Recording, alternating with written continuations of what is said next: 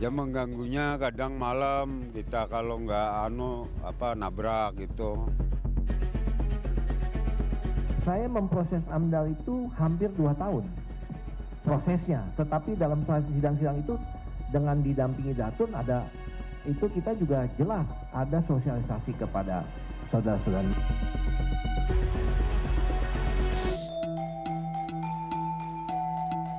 Inilah gambar udara tembok beton di perairan Cilincing, Jakarta Utara yang diambil pada pekan lalu. Keberadaan tembok beton yang merupakan bagian proyek pembangunan pelabuhan yang menjadi salah satu bagian dari proyek strategis nasional ini mengakibatkan para nelayan mengalami kesulitan mencari ikan dan rajungan. Perjalanan saya kali ini mempertemukan saya dengan salah seorang nelayan. Ia bercerita tentang pengalaman melautnya beberapa pekan terakhir. Namanya Darkip. Menurutnya, keberadaan tanggul membuat jumlah ikan tangkap menjadi berkurang. Kalau dengan kondisi saat ini, Bapak bisa mendapatkan hasil tangkapan itu berapa, Pak? Ya belum menentu, kebanyakan sekarang udah minim lah, mengurangi. Jadi pendapatan sumananya untuk ya kadang-kadang dapat, kadang-kadang enggak. Jadi kebanyakan enggak dapatnya. Jadi kita kalau merugi terus itu. Paling banyak banter, Paling banter sekarang ya paling 500.000. Ya paling banter sekarang ini. Nggak kayak dulu, ikan masih banyak. Saya pun melanjutkan langkah saya menuju ke titik lain di kawasan Kampung Nelayan Cilincing. Dari lokasi ini, tanggul beton terlihat cukup jelas memanjang ke arah laut. Berada di titik yang bisa melihat tanggul laut, meskipun agak jauh ya, Pak. Iya. Kalau boleh tahu, itu panjangnya itu kurang lebih berapa, Pak, kalau estimasi dari Bapak yang pernah? Panjang dari darat ke ujung sana, iya. Ke ujung sana. Estimasi kurang lebih kira-kira 1 kilo. Jadi kalau misalnya dari ada pemberitahuan masalah itu sampai 2-3 kilo, oh enggak. Itu kan enggak. Jadi sekitar 1 kilo aja di situ. Dan yang selama ini belakangan kok dari sini sudah ada. Dan keluar nelayan juga enggak. Kadang-kadang malah dimanfaatkan juga oleh nelayan, terutama nelayan rajungan masih sempat di dalam. Di situ ada hasil-hasil tangkap yang ini. Sekarang ini yang menjadi keluhan karena kondisi dalam kan mengalami pengerukan ini di sini ada pengerukan berdampak dengan keruhnya air dan berdampak pula dengan hasil tangkap nelayanan itu. Tanggul beton di perairan ini diketahui dibangun oleh PT Karya Citra Nusantara atau PT KCN yang merupakan badan usaha pelabuhan dengan para pemegang sahamnya antara lain PT Kawasan Berikat Nusantara dan PT Karya Teknik Utama.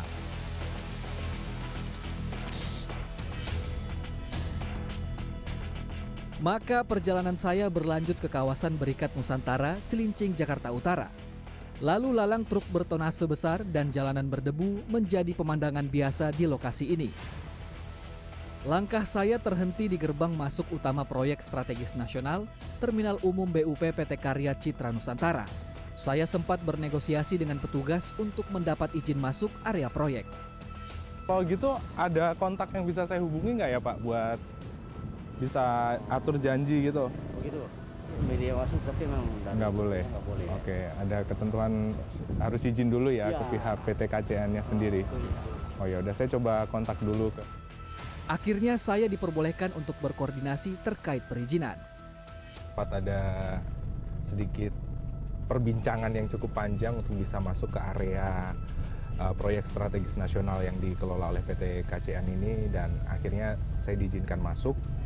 Tapi ini harus melakukan proses perizinan lebih lanjut. Namun sayangnya, pihak PT KCN menyatakan belum bisa memberikan akses masuk ke area proyek. Saya pun bergeser menuju titik lainnya yang berdasar informasi adalah akses lain menuju tanggul beton. Ya pemirsa, saya sudah sampai di titik menuju ke tanggul beton yang merupakan bagian dari proyek strategis nasional milik PT KCN. Namun sayangnya di pintu darurat ini salah satu pintu tidak diperbolehkan untuk masuk karena dikunci. Tadi saya sempat melakukan proses perizinan di pintu utama dari PT KCN, namun memang membutuhkan waktu yang lebih lama, harus berkoordinasi dengan tim-timnya.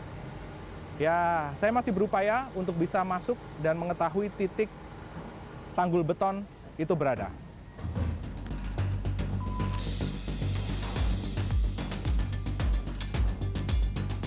Sebelumnya pada konferensi persnya Jumat lalu, pihak PT KCN mengklaim pembangunan tanggul telah melalui analisis mengenai dampak lingkungan atau AMDAL.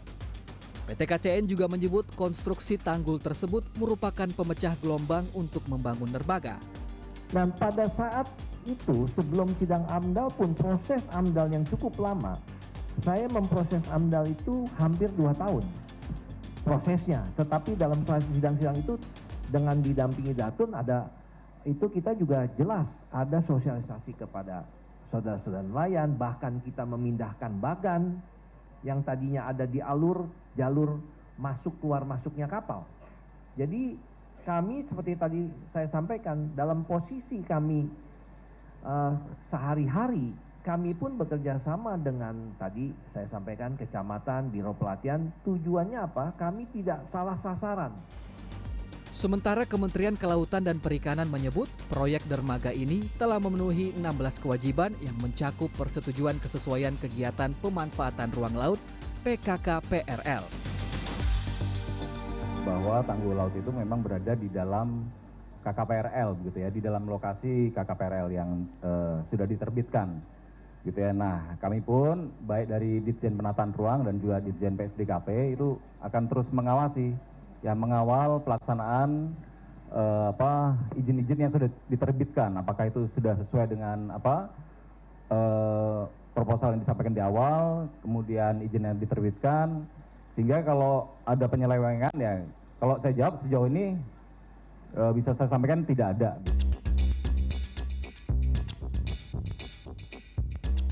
Saya pun mencoba mendalami kondisi proyek di lokasi berbasiskan citra satelit. Berdasarkan data pengamatan dari satelit yang diperoleh dari Google Earth, dalam kurun waktu 10 tahun terakhir nampak jelas terdapat aktivitas pengurukan untuk menunjang proyek pelabuhan strategis nasional di kawasan tersebut. Saya bertemu dengan pengamat tata kota yang sekaligus dosen perencanaan wilayah dan kota Universitas Trisakti, Yayat Supriyatna. Ia mengungkapkan sebuah proyek strategis harus tetap mengacu pada rencana tata ruang wilayah. Ketika akan membangun aktivitas, dia harus mengacu tata ruang, khususnya tata ruang wilayah pesisir atau kawasan pesisir Jakarta. Harus dicek peruntukannya untuk apa.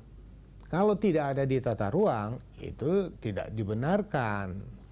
Disitulah yang harus dikaji kesesuaian antara tata ruang kawasan pesisirnya dengan peruntukan pemanfaatannya. Karena di kawasan pesisir itu kan banyak fungsi-fungsi yang berkembang. Bisa ada pelabuhan perikanan, kehidupan nelayan, areal budidaya perikanan laut di sekitarnya.